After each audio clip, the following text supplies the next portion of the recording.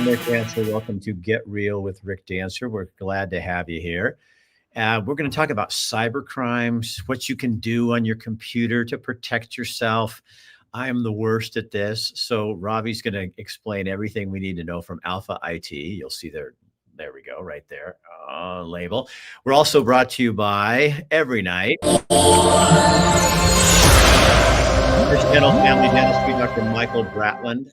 He is an awesome dentist. If you need crown work done when you get to my age, that's what happens. Your teeth start falling apart.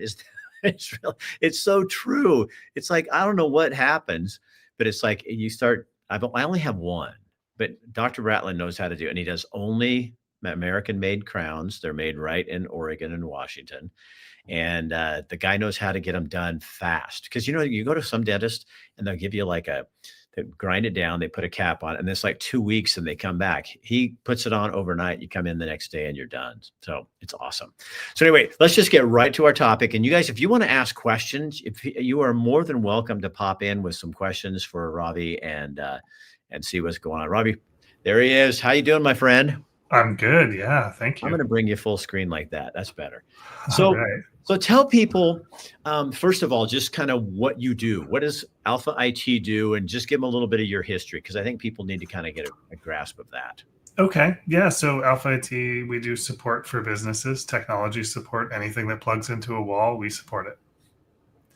And I started door-to-door, business-to-business 18 years ago. Just walk in and say, hey, you've got computers. I do computers. Let me do computers for you, basically. So it was pretty bad. It was pretty bad when we started. No, I know, because I know one of your clients, and you and I, Sean, down at Starfire. Yeah. And he told me, he says, Ravi just walked in and we didn't have anybody doing that. And we've been with him since the beginning, and he got us all set up. And but you have programs where, and I'm not trying to pitch Ravi as much as I want to get into cybercrime, but I mean, they have programs where they'll come in and redo all your computer system, everything. I mean, everything. If that's what you need done. And then there's even one program that I think this is super smart, because I'm sitting here looking at a computer that's like way too old, but they'll move out computers as they start aging, because they slow down, and that's another part of your program. So I think that's cool. Absolutely. I mean, I think that's very innovative and good. Okay, let's talk about cybercrime. So you said you had some new stuff for me. So what is going on out there? Well, I mean, I found a site that I thought I would share with you. It's ransomware.live. So it's not .com, it's .live. Okay. And it's a security researcher that tracks a bunch of cybercrime. So I did a search for Oregon, and I found some companies that are recently breached. Some of them may or may not have even told their customers, for example. I was able to find social security cards, driver's license, passports, and you can kind of see what people are charging for ransoms and what those conversations look like with the ransomers and how much you're able to talk them down and all that stuff. It's kind of cool, kind of scary. Would the average person like me be shocked at what goes on out there? Probably. Yeah. So, I mean, a lot of these companies, they are legitimately companies. They're run like companies, like full businesses, take up a whole high rise in India or Russia or whatever. A lot of these companies, they'll break into your stuff. They'll be in there for a month or two before they sell access to your systems to other companies. And so then you actually go in and negotiate with these people to try to get we have before, but I don't recommend doing that. My recommendation is to have good preparation and not have to worry about it, right? So, I mean, if you've got secure systems and you've got good backups, somebody breaks in, you figure out how they broke in, you secure it, and then you restore from backup. Because if you're paying them, you're just kind of, that money's going to organized crime and terror cells predominantly. But how many big companies actually do that, though? Just pay it off. A lot. Like on this, you can read through the ransom communications, the negotiations on this website, and it's kind of cool to see, somebody getting ransomed, and then the ask is $2 million, and then they talk them down to like 1.2 million in Bitcoin, and you're sitting there and you're saying to yourself, that's $1.2 million going to a terror group or organized crime, and this stuff happens every day. Wow. And this So website only tracks a very small number of these attacks. So what like, I know you guys deal with a lot of medium to and smaller companies because, and you told me this and I was kind of shocked. It's people like us that they're really after because they can target us fast. I mean, big Oh yeah. companies explain that to people. Yeah. So like I could use us as an example. We're an ideal target. We do about 3 million in revenue right now, which means if you want to hit us for two, three, $400,000, you would assume we could figure out how to come up with that. And a lot of companies that are doing, 1, 2, 3 million, 4 million in business, they can't afford good cybersecurity unless they have a company like us to do it. And so they're an easy target. So how do you, where are most of these companies from? Where are they coming from? So you mean the ransom companies, ransomware Yeah, type yeah. companies? Countries that are not in the US predominantly, although there is some cybercrime in the US that's starting to happen because it's such big money. But organized crime in Eastern Europe or India, Philippines. I mean, think about this. If I'm if I'm in Mexico as an example and I'm a laborer and I make $100 a week US on average, being like a contractor, and I could make $1 million by ransoming a law firm. I only have to do that once and I'm pretty much set. Like that's more money than I'll make in my life working. So it's pretty hard to say, well, it's going to be this one country. If it was just one country, everybody would block traffic from that country, right? Right. So Yeah. how do you like what? So what are some steps people can take, just regular people or, small businesses like me or you, or I mean, you're bigger than me, but other small bit. What are some basic things we can do? I mean, Uh, obviously, hires company like yours is going to be our best bet, but in our everyday life, is there stuff we can do that we're leaving ourselves open? yeah. I mean, so obviously I'm biased. I would say use a company, use an MSP. Like Fortune 500 still use MSPs. You save money on your technology budget and you'll have better security, right? But when we look at the individual attacks, the vast majority come from somebody clicking a link still, right? So, I mean, if you're a person and you don't want to get an attack, the recommendation is never click a link ever. Because if I'm going to click a link in my email and go to my Citibank login, well, I already know I have the Citibank app on my phone. Just open the Citibank app, or I already know the website. Type the website into the address bar instead of doing a Google search or instead of clicking the link, and you'll go right to the website you know and trust. That's the way I've been hacked twice, like big, Mhm. I mean, they get not money, but they got into my Facebook account or something, and it was all that kind of thing. And the people I was working with at the time, they said, "Stop clicking the link." And it's like because they say if you don't jump on this right now, you're going to lose your access to Facebook and all your social media. So Yep. me, I panicked and I hit the button, and then as soon as I hit it, I went, "Oh shit." Yep. That's what happens. But it happens with everything, right? And the thing is that once you're logged into something, even with multi-factor authentication, you can bypass that once you're logged in. If I'm trying to take somebody's email over, which is a great way to steal money, I may not have to ransom off the company's data to steal money. Like I could break into an Office 365 account for somebody in accounts payable or accounts receivable and leverage that for money somehow pretty easily. And so by doing something like that, once I get access, I can bypass their MFA, like their multi-factor authentication, text me a phone number or whatever. I can add my phone as another number that sends to, and I can get in anytime I want. And I can set up a server to do that in about 5 minutes, or I can pay 30, $40 a month for hosted as a service attack vector and not know how to do anything except take the logins. So there's a ton of ways that people who aren't even smart with technology can do this stuff now. I mean, people that do what you guys do and or the people that you're looking for, they're really smart at this, aren't they? Sometimes, but I mean, again, it goes from the guy who knows nothing or the 12-year-old in their basement that's having fun breaking into things all the way up to this organized crime level, and you never know which one you're getting. So Ravi, can I mean, can people can the phone companies and the people can they really just monitor my phone when I'm You like, if mean it's sitting, I've had it sitting in the room and I haven't looked up anything, and I'll mention something to my wife, and the next time I pick up my phone, there is something like that. And I just look at her and I'm like, oh my God, we're never taking this in our bedroom. so We don't take the phone. Yeah, I mean, I'm not trying to get overly personal, but it's like that. I'll put music on, but that phone stays out in the other room and the speaker goes in the bedroom. sure. I mean, if we're talking about, there's a couple things that you're talking about. One is like the advertising vector of, am I collecting voice data all the time? And the answer is maybe some companies do that. Certainly not all do.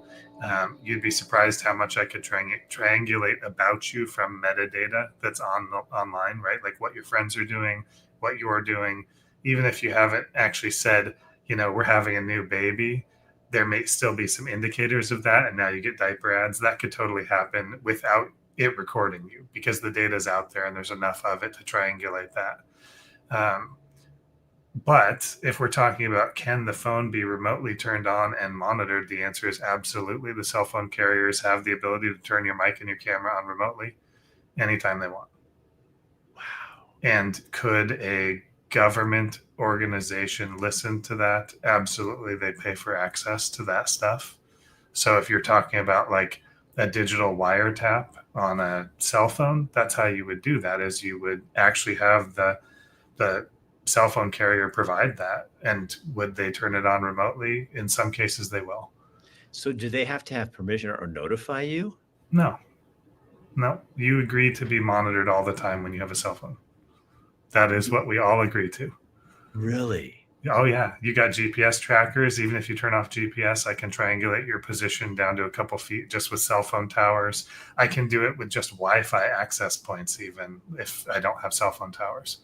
So it's not, from a technology perspective, it's not hard to do all that stuff because it's built in on the back doors from the manufacturers and the the companies that provide the service.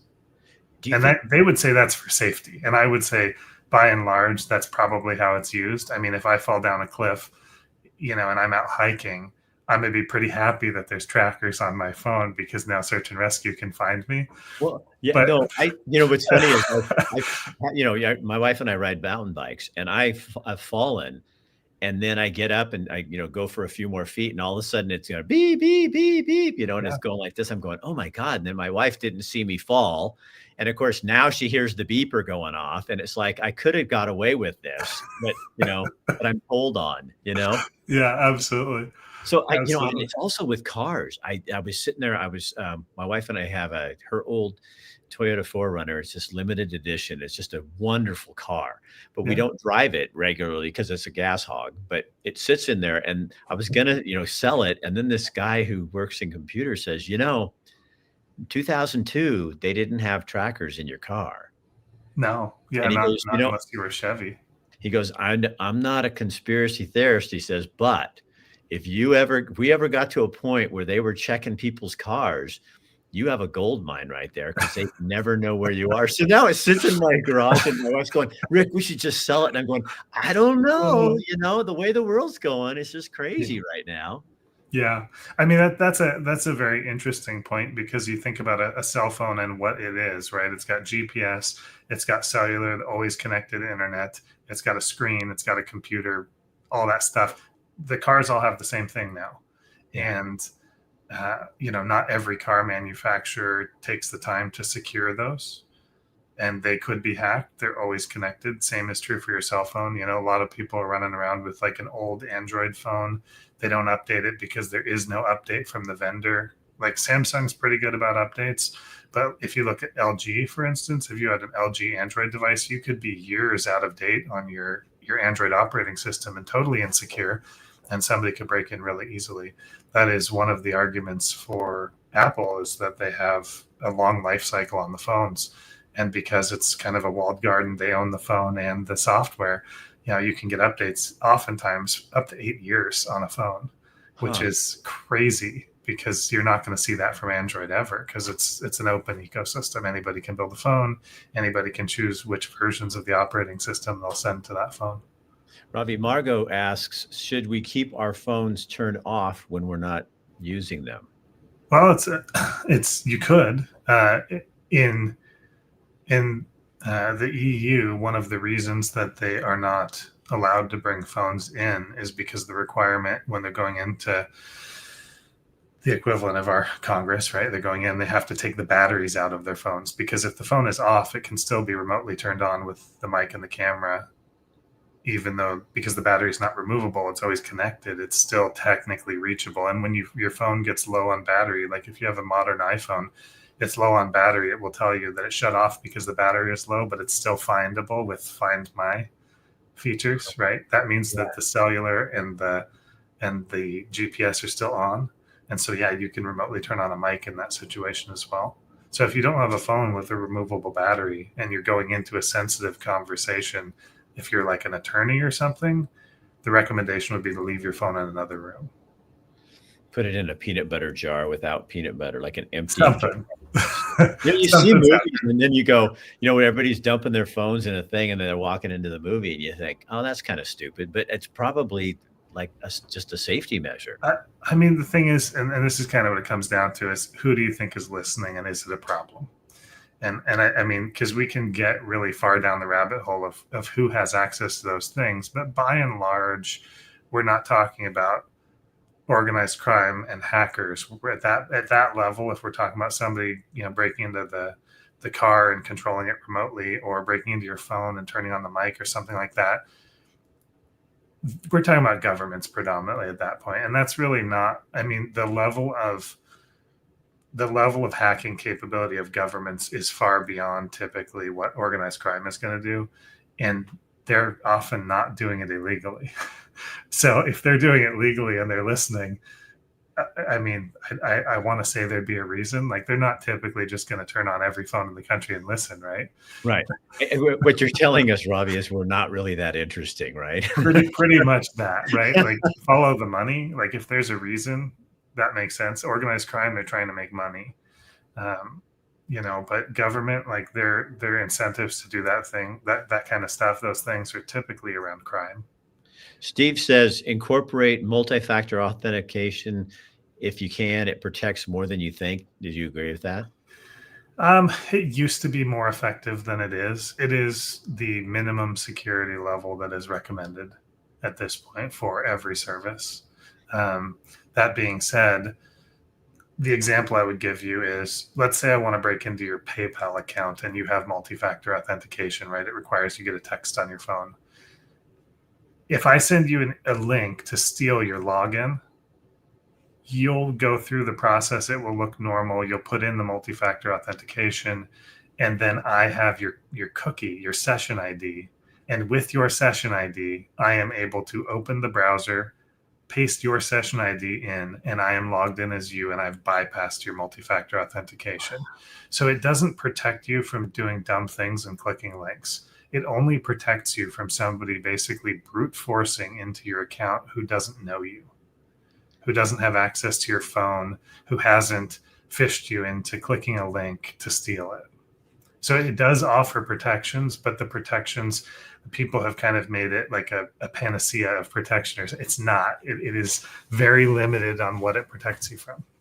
So did you get, like, because of what do you ever get, like, with your family and your wife or here, did you get a little paranoid, like going, okay, you know what I mean? Because so, I mean, you probably could scare me. So thankfully, my wife doesn't have access to any of our systems or any of our customers' systems.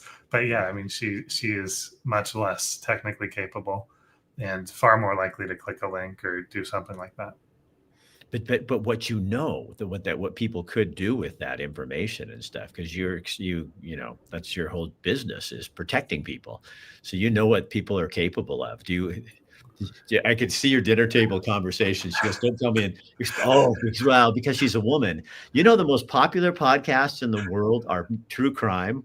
You could do a true crime on cybercrime. You'd have every woman on the planet listening to that, Rob. That's funny. I was just listening to a rundown of the top podcasts in the country, and the top three of the top ones were true crime. And they said, I don't know what the percentages are, but it's like 80 to 90% women. I mean, That's they fascinating. isn't that fun? Isn't that fascinating? They love true crime. But my wife, if we we go to a movie, it's always a crime thing if she wants to watch it, or a romance. But I mean, crime Right. I think is bigger than romance anymore.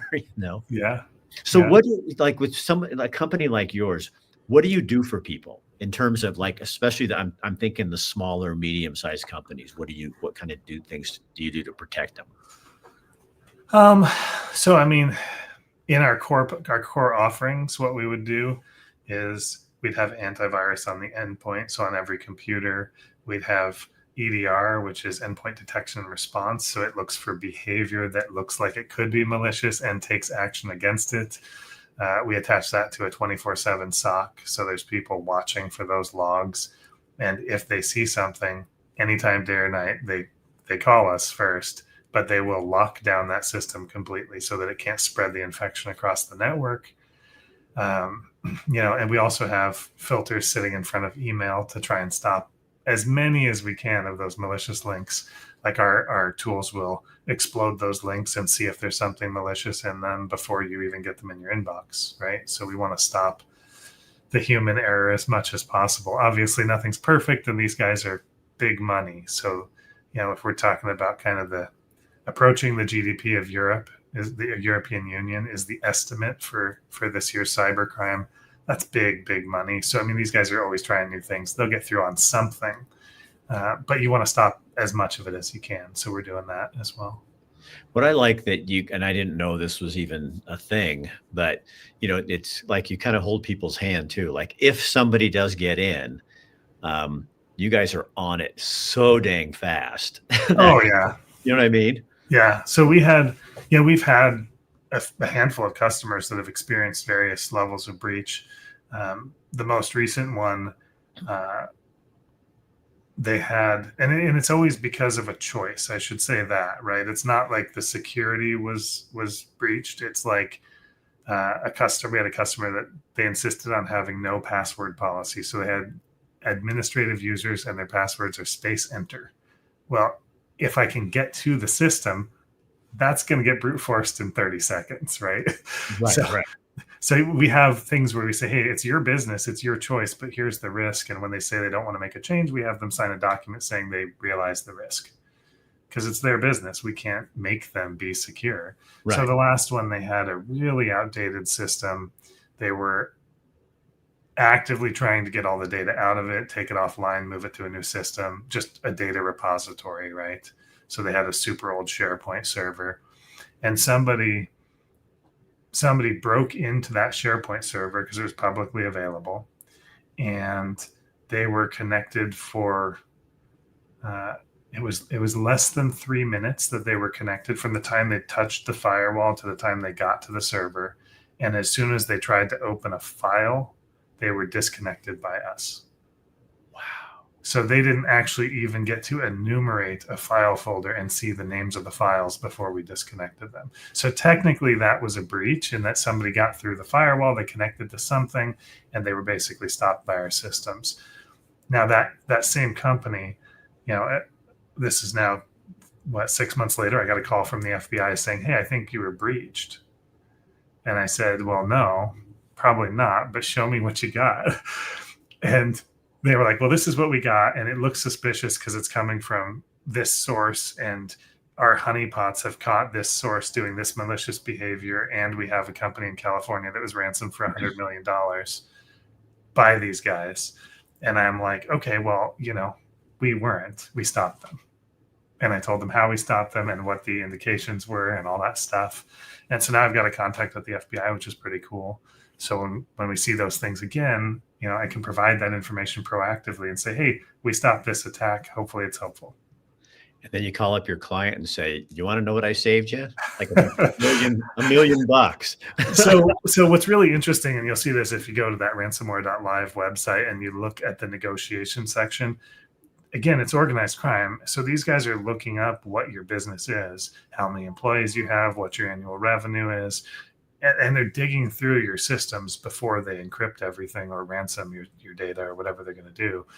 And the reason they do that is so that they know how much to ask for. So, I mean, you get asks that are below $100,000 from the same group that's asking for 2, 3, 10, 50 million, whatever, because they know what your business is worth. Well, they're trying to personalize it, Ravi. We want to target our thievery to the client, to their needs, what we think we can get out of them. That's Margot, exactly right. this is Ravi with Alpha IT, and they do IT services for medium and small companies. So she's asking, she came in a little late and she wanted to know who you were. So yeah, so we're just talking about cybercrime and that kind of stuff. Did you, when you were a kid, were you like, did you just were like really smart with computers, Ravi? I wasn't. So we got our first computer, I think, when I was in 5th grade. And I grew up in Sisters, and we were pretty lucky over there to get a computer lab. I think when I was in 1st grade, we had a computer lab, which is kind of crazy, given how long ago that was. Not going to say how old I am. No, I'm 43, so that was quite a while ago. But so my dad he sat down, learned how to use the computer, and he said, "Hey, there's nothing you can do that I can't fix, so do whatever you want." And I mean, the internet was a pretty safe place at the time, dial up, AOL, all that stuff. So not like huge risk for me. So I was interested at that point. And then I wanted to be a video game developer, and I started doing, software development stuff in high school, and was eventually talked out of it and decided I wasn't going to do anything with computers. And then I kind of came back to it. What did you do in between before 18 years ago? So I went out to LCC, and I took classes for like 5 years. I did everything that was interesting. I did electronics. I did, some legal stuff. Like I thought I was going to be a lawyer, so I was a legal intern for a couple of years. I worked at a software company doing tech support. I worked at a video game store and a video rental store that did tanning. It's a weird combination. Yeah. My first job at 18 though was Radio Shack. They wouldn't hire you before 18, so I worked there. That was fun. That was right when cell phones were kind of starting to peak, so people were making tons of money selling phones. Do you remember back when, I remember being in the news business and I had a pager. Oh yeah. There was no cell phones, and I was looking at something. I'm watching a movie with my wife, and it's back in the 60s, and it's dial-up phones and all that, and it's like, oh my gosh, like we're like dinosaurs. And I remember like when I had a pager, and then like KZI said, we're gonna get cell phones for people, and I said to my wife, I'll never have a cell phone.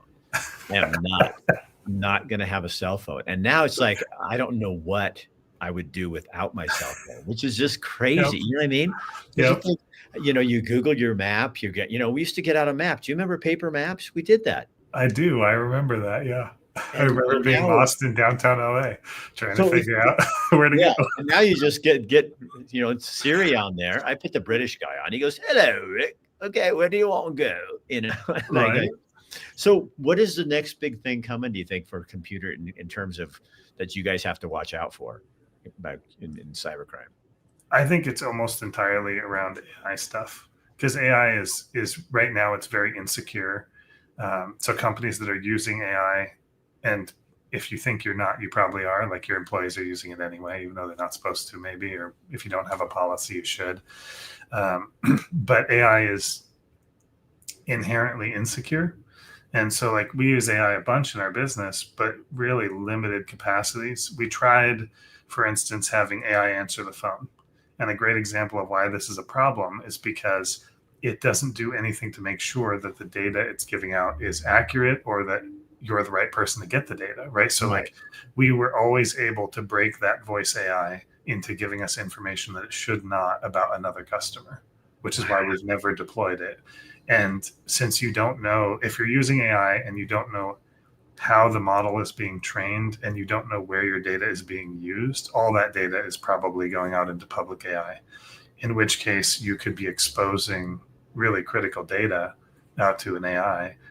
But also if I'm somebody who's attacking you and you're using AI and I know I can get that data out of it, that gives me another place that's not a human to get that data, right? So we want to be really careful what we put into AI, how we're using it, and how we get that data out, and how we're securing it. And it's really not something at a business level that a lot of people are talking about is how do we actually secure this new thing? Because it saves so much time. Like you could literally reduce employee headcount today in any business with AI. Yeah. Like any business. And I'm not talking about just like, I want to do some kind of content creation stuff, or I want to like have AI write a document for me. I mean, I can take a human workflow that interfaces with data and get rid of the human and have AI do it and have it be faster, more accurate, all that stuff today. But what else is getting access to that data? How are we securing it? Right. Right. Well, here, now you're talking, I just sit here and I have this on my computer. This is what I get a lot of over the years. And I've had a lot of people use my face, my image and stuff to catfish people and get money out of, mostly elderly women who are lonely. And they think that I'm this guy that's going to date them and stuff. So this is what I'm going to see if this will play on here. I'm going to hit it and it'll just come up. But this is what somebody sent me that they got from somebody trying to scam them. I'm going to see if I can get this on here. Go ahead. Honey, listen to me. I don't know what Maxwell told you about me, but believe me, I love you. Text me when you see that. Is that not creepy?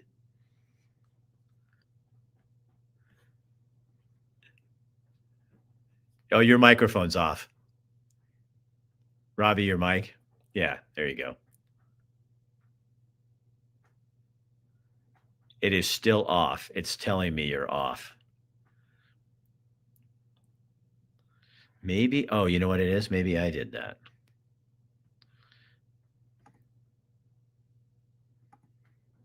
Oh, how in the heck? Hold on just a second here. Okay, there we go. There we go. We got you. Isn't that bizarre? It's wild. But I tell you what, it probably works. Well, because she was saying, her son was telling her, that isn't the guy. He's out of Montana now, and and so he sent that little video to her, and that I have that picture in that shirt in front of that desk. It's a posed picture, and it's before I had tattoos and stuff, so I remember the picture. Yeah. And then all of a sudden, and people were going, "Oh, that doesn't even sound like you." Well, no, she doesn't know what I sound like. So it doesn't matter if you can fool people. But I mean, that's pretty scary that what people can do with that. I saw a friend of mine, Michelle, she's a tattoo artist, and she was on there the other day, and she did an AI thing where she's doing a tattoo with a guy parachuting out of a plane. And I looked at it and I went, how did she do that? And then I started seeing other ones that she was doing, and they were all AI. And I was like, oh, but it looked absolutely real. Oh yeah, absolutely. It's pretty convincing. Yeah, and I would say with the legitimate AI platforms, you can request removal of your face. Oh, can you? Or your identity, yeah, like anything related to your intellectual property, because you own your face. Yeah, in my world, it doesn't get owned because you're a public person, so people can do whatever they want with you. But to see your face come alive like that, if they got my voice down perfectly, that would scare the shit out of me. Oh, and you could, yeah, because you could take the recordings of any of your videos, for instance, and you would be able to make AI, reproduce that. Wow. So how do people find out more about what you do and that kind of thing if they're interested? And who is a good customer for you? I mean, we'll work with a business of any size. We don't work with residential customers, but businesses. So I mean, a business that is concerned about security and wants to do things right, that's a good customer for us. And I mean, the best way to get a hold of us is to hop on our website, give us a call. There's a form on the website, and you could call our toll-free number. I think when I talked to Sean, our mutual friend who is your client, he's mine too, and he said, and this is how I would feel. Like whenever I get a new Apple product or something, I always buy Apple Care. Yeah. Because maybe I use it 3 times, but you know what? When those 3 times come, and I'm in a panic because I can't get something working on something, and this used to happen to me a lot when I was just getting into business because I didn't understand Final Cut and all that. but it was like to have a voice to actually talk you through the process. Instructions don't help me. I'm seeing this going, oh yeah, and that's going to get me in more of a pickle, but somebody talking you through it. That's what I think you guys really would be of huge value from you. Oh yeah. We do that and every day. Or cutting them off at the pass, like you said. You know what I mean? Oh, Rick, I saved you $1 million. Well, thank you. Yeah, it's definitely a thing. I mean, really having a managed service provider like us, you're going to save money at every level of your IT service, right? At every level of what you do with technology in your business, not just the security piece. We can talk about the threats we've stopped and how much that theoretically saved, certainly, but even just knowing what piece of hardware to buy that's going to last 5 years instead of 3. If it costs a few $100s more and you get 2 more years out of it, you made out like a bandit on that, right? Just simple things that you wouldn't even think of, and yet every little step, it's like golden BBs. You just start saving money. And you can help people put together a whole, like you did at Guarantee, where you had portable laptops for people out there doing engine work, that kind of thing. And you have ideas. That's kind of what you come in and say, here's what you could save. Yep, absolutely. All right, Ravi, thanks. Now I'm going to go home and turn off my phone, turn all my computers down, and I'm going to sit in my little bubble. Go home and tell my wife, don't talk about anything on that computer. I'm kidding you, but you know what I mean? You can't live paranoid, but you can live smart, right? Absolutely. All right, my man, thank you so much. We appreciate you. And thank you. Yeah, we'll talk to you later. See you later, man. Alrighty. Okay, so again, you guys, that's Alpha I.T. They're a local company there in Oregon, right in Eugene, Springfield. And seriously, every client, I've done a number of videos for them, and every person I talk to just kind of feels, it's almost like they didn't know how much they needed them until they were there, and then they just let it go. It's like, okay, we don't, like at Starfire, they can have a whole department they hire just by hiring one company. So instead of having an IT department, that's what Alpha I.T becomes. And you've got, 5, 6, 10 people working for you, rather than one of your staff members messing everything up. And I'll tell you what, the staff members who had to do IT before and now pass it off to Alpha I.T, they're really relieved, because they're not really computer people usually. So anyway, that's kind of what that's all about. So if you have more stuff, I'll put some stuff in the comments section too, but look up Alpha I.T out of Eugene, Oregon, and you can get to them. All right, that's it for tonight.